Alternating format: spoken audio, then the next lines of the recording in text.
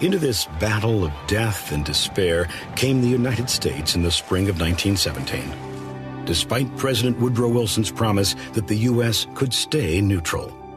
So far as I can remember, this is a government of the people, and this people is not going to choose war. Most Americans, though they felt sympathy for the plight of Europeans, saw no reason to join a fight 3,000 miles away. At the time of Wilson's second inauguration, immigrants constituted 1/3 of the United States population. More than 8 million German Americans lived in the U.S. and naturally felt sympathy toward their former homeland. America had the closest ties with the Allies. The U.S. shared a common language and history with England and many democratic institutions. America traded with Great Britain and France twice as much as with Germany, and stories of German war atrocities had outraged many citizens of all ethnic backgrounds. Still, most Americans wanted to remain neutral, but that was not to be, primarily for two reasons. America entered the war largely to ensure that the Allies would be able to repay the huge debts owed to the United States, and America had to prevent Germany from threatening U.S. shipping. A change in American attitude occurred when the British ship Lusitania was sunk by a German U-boat. Of the 1,198 who were killed, there were 128 Americans. More ships were sunk, incurring more loss of American lives. When the German Kaiser announced on January 31, 1917, that U-boats would sink all ships in British waters, whether they were hostile or neutral, there seemed little choice but to enter the war. The discovery of the Zimmermann telegram cemented that decision. It was a coded note from German Foreign Minister Arthur Zimmermann to the German minister in Mexico, promising U.S. territory to Mexico in return for joining the German cause.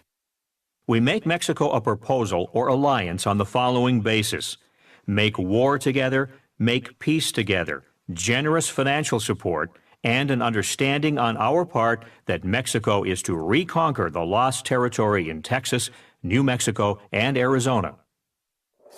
A little over a month later, Congress formally declared war on Germany and the Central Powers. The American public was shocked, but there was still no rush to enlist. The result was that Congress voted overwhelmingly for a draft, requiring eligible men to register with the government. Of the 24 million who signed up, 3 million were chosen by lottery to serve. Women were not drafted, and the Army would not even let them enlist. The Navy and Marines accepted women volunteers for non-combat positions. 13,000 served as nurses, clerks, stenographers, secretaries, and telephone operators. Women could become Army nurses, but they did not receive the benefits, equal pay, or military rank of Army men. The number of African Americans who served in World War I was double their proportion in the general population.